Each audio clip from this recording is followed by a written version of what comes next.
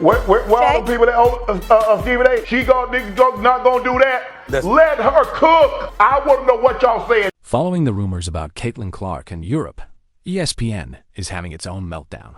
Caitlin may be leaving for Europe, and it appears that ESPN is beginning to feel bad about how they handled Clark all season. ESPN was the place to watch Caitlin Clark be underappreciated and undervalued. They never respected her, and now they believe they have the power to decide whether or not she travels to Europe. Okay, Cool. now we just have to have people because of marketing and their intention, and they're not as talented, and we're not putting the best team out. All year long, ESPN essentially denied Caitlin credit, with analyst Molly Karam claiming that she was making fun of the sport. How could she say that without laughing? Caitlin Clark transformed the sport and got people talking.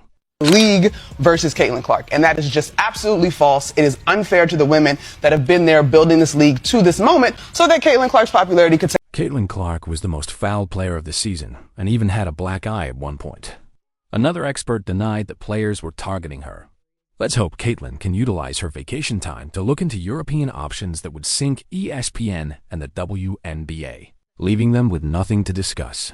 We're not saying we were making a basketball No, Andrea, I'm not going to let you do that. Go ahead, Andrea, go ahead, I'm not going to let you make it seem like Caitlin Clark was averaging 5 points a game. At the time, she was still averaging 16 points a game, which was more than a lot of other guards that made the team. So don't do that. Don't make it seem like she was averaging 5 points and this was like a handout. Given the speculation circulating regarding Caitlin's possible move to Europe rather than pursuing her WNBA career, it appears that ESPN and its experts are unable to manage the pressure that she brings. ESPN has spent the entire season disparaging and undermining Caitlin, frequently downplaying her accomplishments while promoting others. Now, they face the very real possibility that the player they have continuously disregarded may leave the American spotlight and take her talents abroad. So, it should come as no surprise that they are in a panic, knowing full well that losing Caitlin would be a huge blow to their viewership and content. Her value is felt every place she goes, every arena she goes. TV, ratings, value. Her value is felt every place she goes, every arena she visits. TV, ratings value. For months, ESPN has been downplaying Caitlin's abilities and frequently comparing her to Angel Reese, another rising star in women's basketball.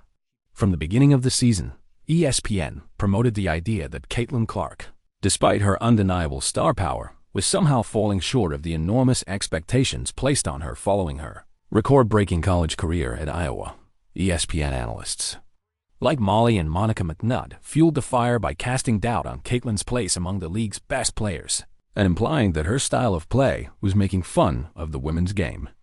The response of folks that don't think she is praised enough and she is above reproach in terms of criticism, or that praising another player is an affront to her is like, whoa, bro. You're in my mentions talking about women's basketball? I've never ever seen you before in my life. The scathing criticism seemed purposeful, almost as if ESPN had set out to undermine Caitlin's success by continuously casting her in the background of her peers, rather than acknowledging her contributions to the game. However, this is where the karma comes in. ESPN is now terrified that if Caitlin Clark relocates to Europe, they won't be able to discuss her anymore. That's right. The player they disparaged throughout the season for not being a true star may pack her bags and depart, taking her enormous fan base with her. ESPN's failure to see Caitlin's influence from the beginning could cost them dearly. For months, ESPN presented Caitlin as only valued because of her ability to attract viewers, claiming that she wasn't a true star on the court, but rather the result of media hype. However, now that her departure is a real possibility, they're working quickly to change that narrative. You guys were right. That's what we're saying. You No, were right. Molly, you did not say that, Molly. I'm saying it. That is what you said. You That did is not. what you That's said. not what you said, Molly. What are you guys That is not what talking? you. You folks were correct. We're telling you that you don't have Molly. Molly, you didn't say that. No, that's not what you said. Molly, that isn't what you said. They've come to understand that Caitlin is much more than just a player. They've developed whole narratives and conversations around her. Her departure to Europe would affect not only ESPN's programming, but also the WNBA, which both mainly depended on her appeal to increase viewership and engagement. Take a look at how their perspectives changed.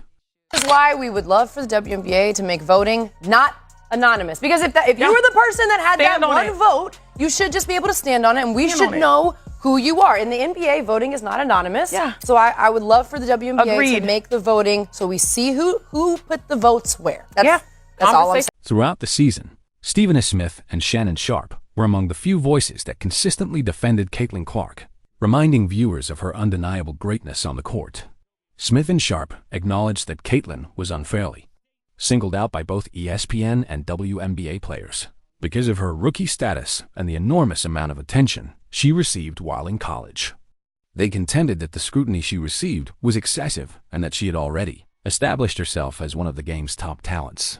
Despite their support, Caitlin received a flurry of criticism from other ESPN analysts, especially Molly Karam and Monica McNutt. Caitlin was constantly criticized by ESPN analysts, and WNBA players also targeted her because they saw her as the league's newest, high-profile rookie who needed to be humbled and put in her place. The amount of positive and negative attention she received was overwhelming. But Caitlin rose above the noise and proved her skeptics wrong by having one of the most incredible rookie seasons the WNBA has ever seen. Her resilience and elite play were evident when she helped turn around the fortunes of the Indiana Fever and solidified her place as one of the game's brightest young stars.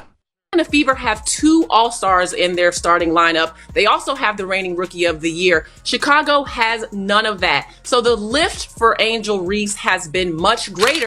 In charge of the Indiana Fever, it was no minor accomplishment for a team that had spent years near the bottom of the WNBA to earn their first postseason berth in what seemed like an eternity. Caitlin Clark not only made it through her first season but flourished, putting on shows that silenced even her most critical detractors. She was under constant pressure to succeed, but her poise and skill on the court were truly amazing. She took a team that many had written off and turned them around by demonstrating her leadership and unrivaled talent.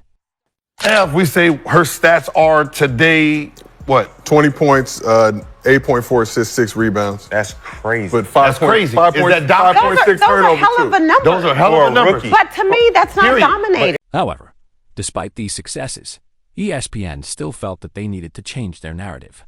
They spent the majority of the season downplaying Caitlin's influence, and only at the end, when her dominance could no longer be ignored, did they start to recognize her brilliance, almost as if they had supported her the entire time.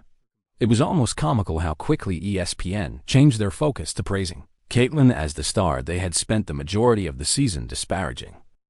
Stop being petty. Stop being catty. Because she like a double-edged sword. She couldn't tell left and right.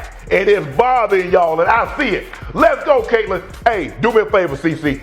Send your favorite a jersey with your autograph on it. And I will. But here's the thing.